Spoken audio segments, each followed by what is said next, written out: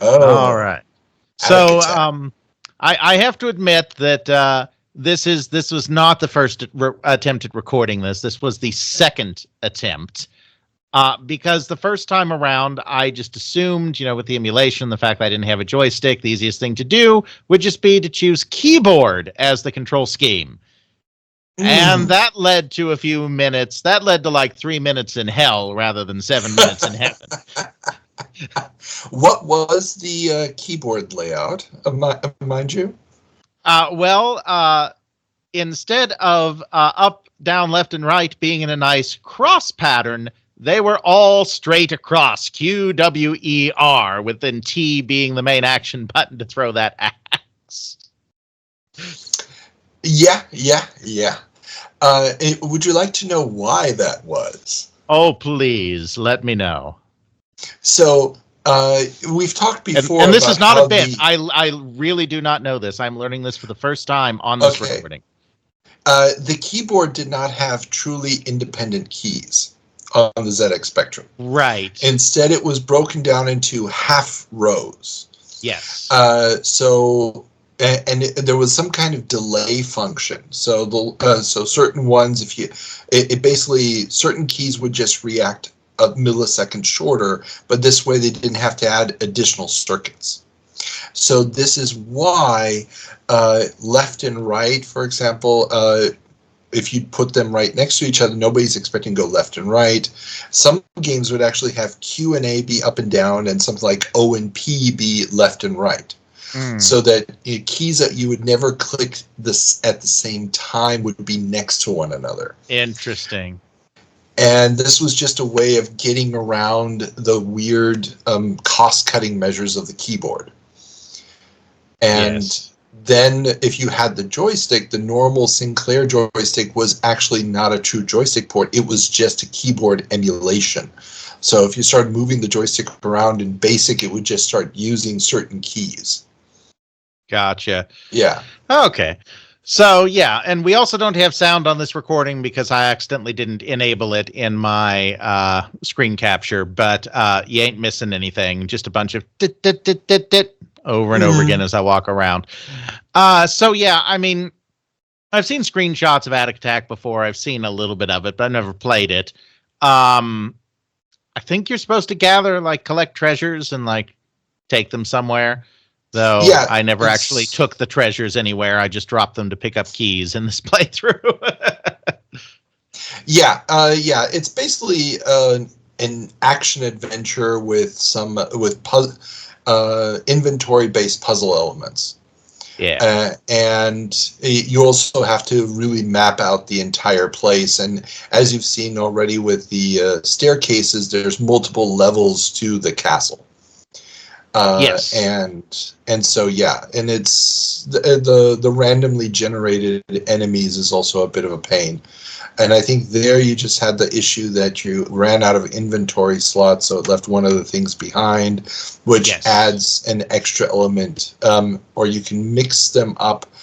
I can't remember exactly what all the mechanics are in the game, but that's basically what it comes down to.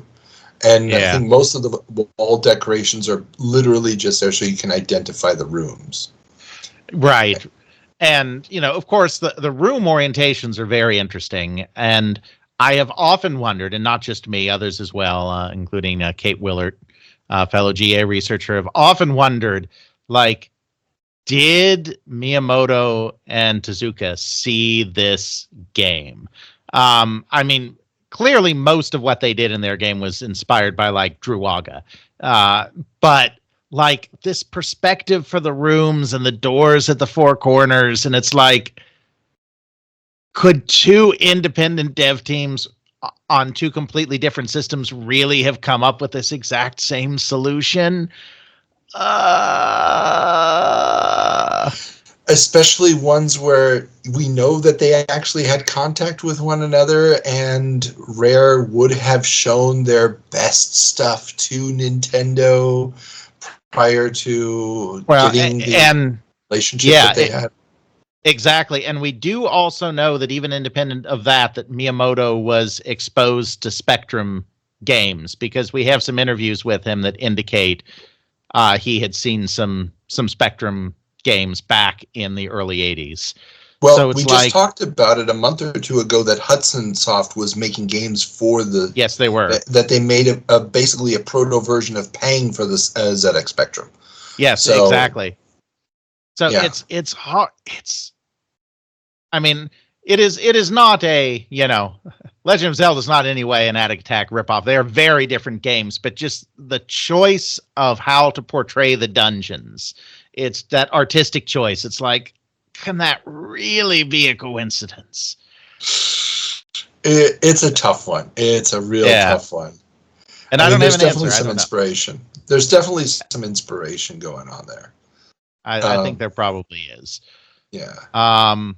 Because there's definitely, you can see a lot of Druaga influence, but I mean, the dungeon, even though there's a lot of influence with items and enemies and everything from Druaga and Zelda, I mean, the dungeon layout is not really influenced by Druaga. So yeah, we're talking about ancillary things rather than paying attention to the game. I'm just wandering around. I only have 7 minutes. I ain't got time to really figure anything out. So I'm running around. I'm killing things in rooms. I'm opening doors with keys, just kind of exploring, getting the lay of the land. How does the game monsters feel? How does the game feel? It feels okay. And that's it there. We actually only played for 6 minutes and 11 seconds of our 7-minute allotment because I died there. It's fine. I mean, the spawns and everything are very annoying. Trying to kill all these enemies that show up can be pretty annoying, but the controls using the joystick configuration are not particularly janky, at least, and at least in the simulated form, it plays smoothly. It's not suffering from slowdown. Of course, you can see the infamous color clash all the time, but that's just par for the course if you're going to play a Spectrum game. Yeah. Well, and also this game has the option that you can play either as the knight, the wizard, or the serf, which also again changes aspects of the game. So that's kind of a cool RPG-ish slant, especially for an action game like this. I mean, we just talked about, or we played not Jumpman, but Gateway to Apshai during our last live thing, and there you can't choose your character class going in. So that was already a big jump forward here. Absolutely. For an action game. Yeah. Sorry, and you were about to say something about the monsters when I interrupted. No, I'd already said it. Just that they were, kind of annoying to deal with. No, I'd already said it. You did not interrupt me. Excellent. I'll remember that. I'll save that for future reference when I do interrupt you, and I'll say, but I didn't interrupt you that one time. So there you go. Uh-huh. Okay.